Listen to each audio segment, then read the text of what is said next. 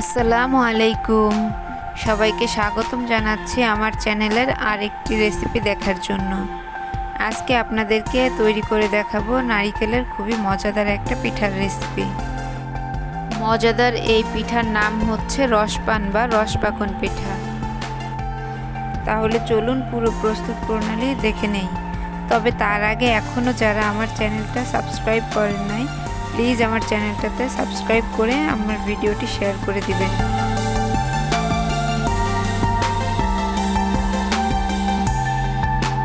রসপান পিঠা তৈরি করার জন্য আমার এখানে লাগছে নারিকেল কোড়া, খেজুরের গুড় আর এলাচের পাউডার। খেজুরের গুড়ের পরিবর্তে আপনারা চাইলে এখানে আখের গুড় বা চিনিও ব্যবহার করতে পারেন। আমি প্রথমে নারিকেলের পুরটা তৈরি করে নিচ্ছি। এর জন্য আমি একটা প্যানে নিয়ে নিচ্ছি নারিকেল কোড়া। এখানে আমি একটা নারিকেল নিয়েছি আর দিয়ে দিচ্ছি খেজুরের গুড়। মিষ্টিটা এখানে আপনারা আপনাদের পছন্দ অনুযায়ী বাড়িয়ে বা কমিয়ে ইউজ করতে পারেন।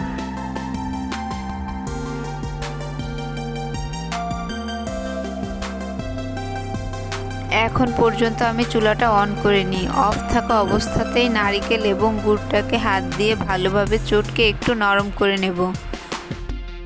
নারিকেল থেকে যখন একটু পানি ছাড়বে ঠিক এই পর্যায়ে আমি নারিকেলটাকে চটকানো অফ করে চুলার ফ্লেমটা অন করে দিচ্ছি এবং এই পর্যায়ে চুলার আঁচটা মিডিয়াম টু লো হিটে রাখবো।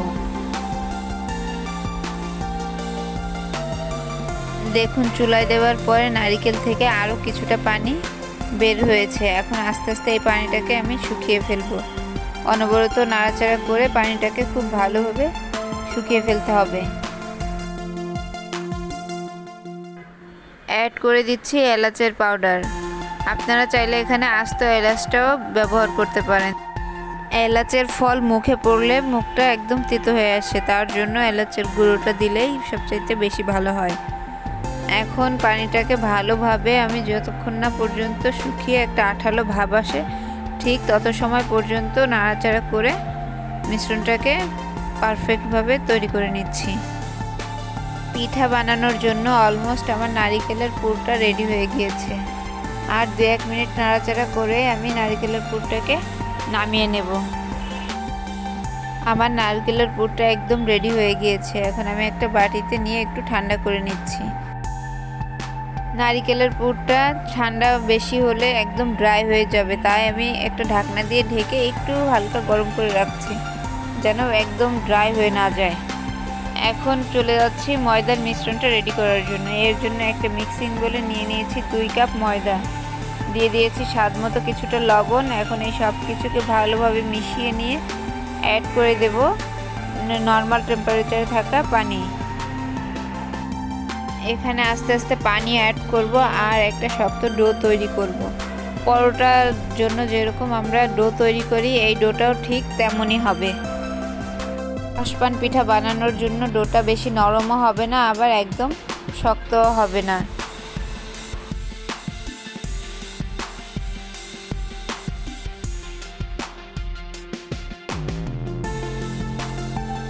পিঠা বানানোর জন্য ডোটা একদম রেডি। এখন আমি ডোটাকে ছোট ছোট লিচি করে কেটে নিচ্ছি।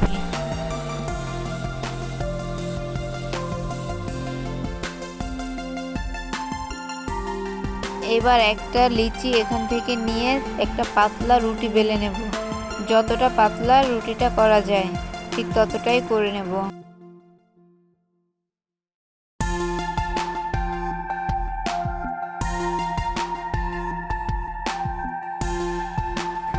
এবার আগে থেকে তৈরি করে রাখা নারিকেলের পুর থেকে কিছুটা পুর নিয়ে রুটির উপরে এভাবে দিয়ে আমি একটা পিঠার শেপ দিয়ে নিচ্ছি। স্ক্রিনে একটু লক্ষ্য করলেই দেখতে পারবেন আমি কাজটা ঠিক কিভাবে করছি।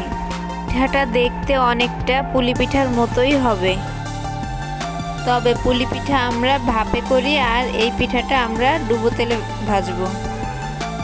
নারিকেলের পুরটাকে রুটি দিয়ে উপরে ভালোভাবে ঢেকে হাত দিয়ে একটু ভালোভাবে চেপে নিয়ে একটা ছুরির সাহায্যে কেটে নিচ্ছি।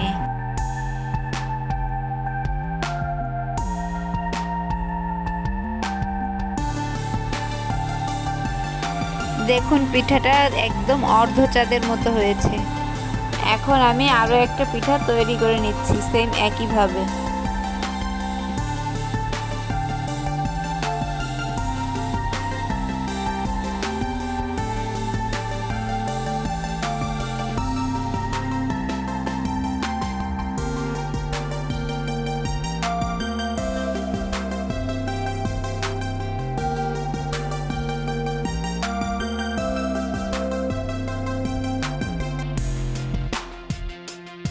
আমি একইভাবে সব পিঠাগুলো তৈরি করে নিয়েছি। এখন চলে যাব পিঠাগুলোকে ভাজার জন্য। পিঠাগুলো ভাজার জন্য আমি চুলায় আগে থেকে একটা প্যান বসিয়ে তেল গরম করতে দিয়ে দিয়েছি। তেলটা গরম হলে আমি একে একে পিঠাগুলো সব ছেড়ে দিচ্ছি। চুলার হিটটা মিডিয়ামে রেখে আমি সব পিঠাগুলোকে ভেজে নেব।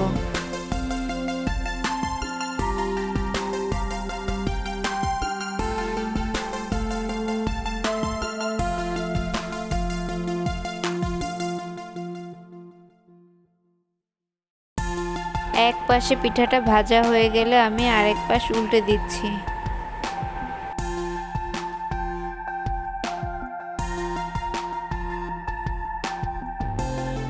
পিঠাটার দুই পাশে সুন্দর একটা ব্রাউন কালার চলে আসলেই আমি পিঠাগুলোকে একটা স্ট্যানারের সাহায্যে তেল ছড়িয়ে পিঠাগুলোকে উঠিয়ে নেব।